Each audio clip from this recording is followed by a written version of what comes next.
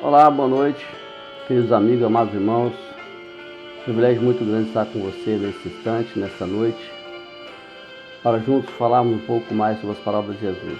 Nessa oportunidade, vamos falar sobre a parábola do administrador infiel. Eu quero, antes de ler a palavra, antes de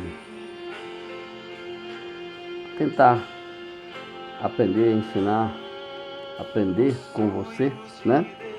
A gente vê o que Deus tem a nos falar. Eu quero orar, suplicar as bênçãos de Deus, suplicar a iluminação do Espírito Santo para que a gente possa compreender as revelações e o ensino dessa parábola que é muito importante para as nossas vidas.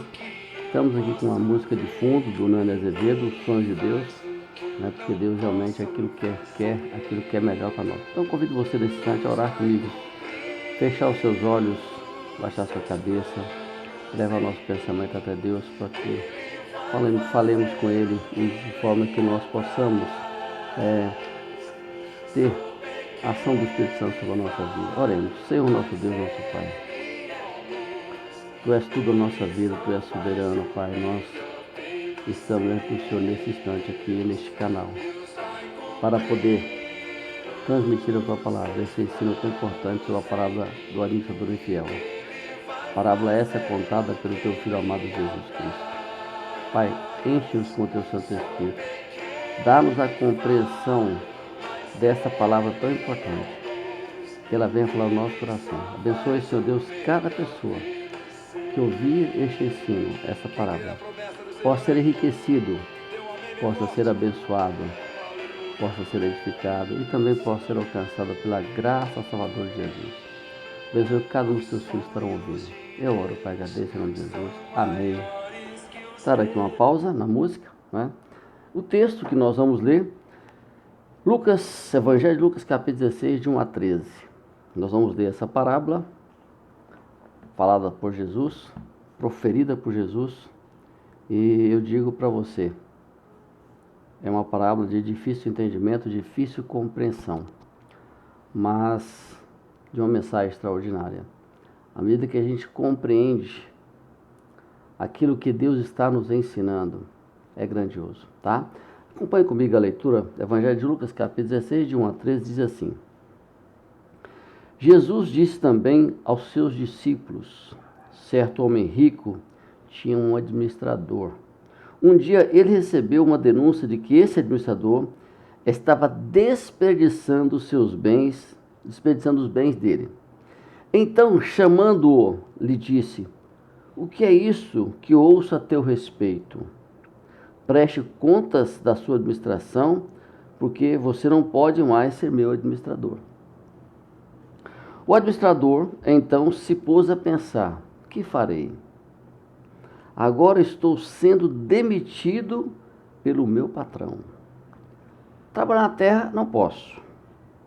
Mendigar tenho vergonha. Já sei. Já sei o que vou fazer, para que quando for demitido, as pessoas me recebam em suas casas. Tendo chamado cada um dos devedores de seu patrão, perguntou ao primeiro: quanto você deve ao meu patrão? Ele respondeu: 100 barris de azeite. Então o administrador disse: pegue a sua conta, sente-se depressa e escreva 50. Depois perguntou a outro: e você, quanto deve? Esse respondeu: 100 sacos de trigo. O administrador lhe disse: pegue a sua conta e escreva 80. Então, e o patrão elogiou o administrador infiel por sua esperteza, porque os filhos do mundo são mais espertos que esperto que a sua própria geração dos filhos da luz. Eu recomendo a vocês, usem a riqueza injusta para fazer amigos, para que quando a riqueza faltar, vocês sejam recebidos nos tabernáculos. Quem é fiel no pouco também será fiel no muito. Quem é injusto no pouco também é justo no muito. Portanto, se vocês forem fiéis na aplicação da riqueza injusta, quem lhes confiará a verdadeira riqueza? Se vocês não são fiéis na aplicação do que é dos outros, quem lhe dará o que é de vocês mesmos? Nenhum servo pode servir a dois senhores, porque irá odiar um e amar o outro, irá dedicar-se a um e desprezar o outro. Vocês não podem servir a Deus e às riquezas. Olha, à primeira vista, esta parábola é extremamente conflituosa, se é que podemos usar essa palavra, né?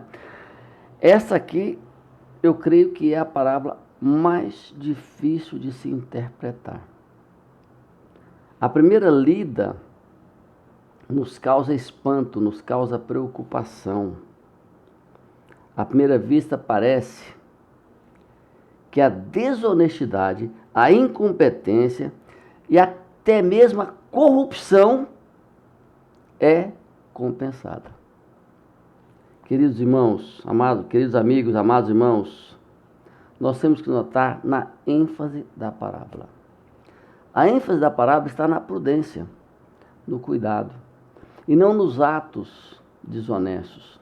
E temos que entender também o contexto da parábola, o contexto da época, o contexto da situação daquela cultura, para que a gente possa compreender realmente o que essa parábola está dizendo. Vamos ter que voltar lá na parábola anterior, capítulo 15, que falei semana passada. Lá Jesus conta 3 histórias de coisas perdidas. Naquelas parábolas, naquelas 3, Jesus se dirige aos escribas e fariseus. Já agora, o capítulo 16 de Lucas, ele dirige essa parábola aos discípulos. O que Jesus aqui começa a transmitir, ele começa a advertir aos discípulos quanto ao mau uso das riquezas. E que os discípulos deviam ter atitudes diferentes em relação a ela.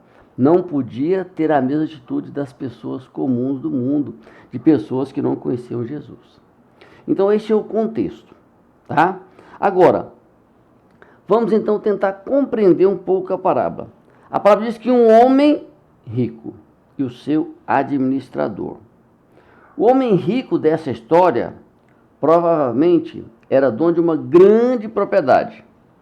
Ele, como é comum aos ricos, ter um administrador a qual ele confere autoridade para que ele possa cuidar de seus bens, de seu patrimônio e de todos os assuntos, para que ele não tenha que se envolver diretamente, em especial, com os trabalhadores. Hoje não é muito diferente disso. Então, o dono de uma grande empresa, de uma grande fazenda, hoje as fazendas são empresas, né? Eles não lidam diretamente com os funcionários. Tem o seu gerente, tem seus administradores, tem seus diretores, né? Então, da mesma forma, assim, o que acontece? O administrador, quem ele contratou, foi acusado de fazer mau uso, de administrar erradamente os bens. Não necessariamente, talvez a primeira ideia aqui, esse cara está sendo desonesto. Porque o verbo utilizado aqui é o mesmo da parábola do filho pródigo, ele desperdiçou. E nós conhecemos a parábola do filho pródigo e sabemos que ele não foi desonesto. Ele usou mal. Por isso, o dono chama o administrador e exige uma explicação. Ele, olha, ouvi dizer e eu quero que você me preste conta. Ou seja, aqui não há uma afirmação da desonestidade. Então, veja bem, nós temos que tentar entender um pouco essa questão. Temos que ver o lado do administrador, que foi acusado, o lado do dono, o proprietário de todos aqueles bens. A situação do administrador era extremamente difícil. E ele não negou a acusação. Ele, não é verdade. Não, ele não negou. Ele ficou extremamente preocupado. E agora o que eu vou fazer? Por quê? Ele não sabia fazer trabalho braçal. Ele não aceitava mendigar. E uma vez que ele foi demitido por justa causa, vamos por assim dizer, ele não teria emprego com facilidade. Ele não conseguiria um emprego como o dele, de administrador. Seria dado a ele somente aqueles empregos simples. E ele não tinha condições de aceitar. Correto? Essa era a situação dele. Então, ele vê uma possibilidade. Eu acho que esse cara era brasileiro. Ele vou dar um jeitinho de resolver essa situação. Na verdade, existe uma possibilidade, tá? Isso é uma possibilidade, de que alguns administradores, certo? Eles, nessa administração, eles emprestavam dinheiro com juros altos, acima. Por exemplo, o patrão diz, olha, você vai administrar e você vai poder cobrar até 10% aqui. Ele cobrava 15%, embolsava 5% e dava 10% para o patrão. Então existe uma possibilidade de que este administrador tenha feito isso. Não estou aqui afirmando, mas é uma possibilidade muito grande, porque era comum essa ação naquela época, hoje também não é diferente. Bom, o que a Bíblia diz a respeito de cobrança de juros? Dentro da cultura judaica, Deus não permitia, em especial, que se cobrasse juros abusivos. Se você ler o Salmo 15, todo o capítulo, que é de 1 a 5, você vai dizer que Davi faz uma pergunta: quem habitará na casa do Senhor? Ele fala: aquele que é de mãos limpas, puro de coração, que não empresta o seu dinheiro com usura. Com usurra. Veja bem, Deus não aceita que você explore o seu irmão. Ele recomenda não emprestar com juro nenhum, mas se você tiver de cobrar, cobre um juro honesto, um juro correto. No livro de Ezequiel também ele fala: no meio de ti a usura e lucro, com usura e lucro tomastes. Deus condena que o povo seja extorquido. Por isso aqui nós temos aqui uma situação que é provável que o jeitinho do administrador, que ele tenha feito, como eu disse anteriormente, cobrado a mais. No meio rural, eu já vi isso, porque sou do meio rural,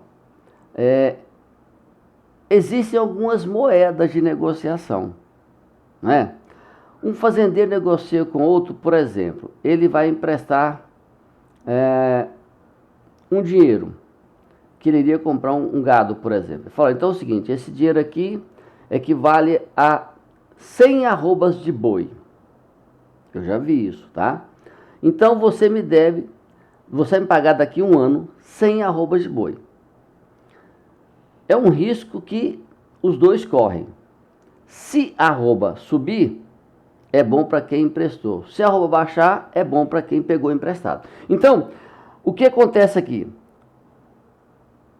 O judeu, para dar um jeitinho de não cobrar juro, fazia assim: estou te dando 100 sacas de trigo. Estou te emprestando, tá? Aí, ele cobrava juro disso. Não era dinheiro. O que acontece? O administrador também, aproveitando essa situação, emprestava, como diz lá, tantos sacas de trigo, tantos barris de azeite, não é? E ele cobrava um juro alto, certo? Então o que acontece? Ele, olha só, usou o azeite e o trigo. Geralmente eles, na hora de receber esse dinheiro, recebia com juro alto, acima do mercado. E ele o que? Embolsava essa parte e entregava ao patrão aquilo que era devido. O patrão, não sabendo, achava que o seu administrador estava agindo com honestidade. Era um homem trabalhador. Então, foi assim que este administrador agiu. Tá bom? Vou dar um intervalo rápido aqui para molhar a garganta e volto em seguida para continuar a explicação deste assunto.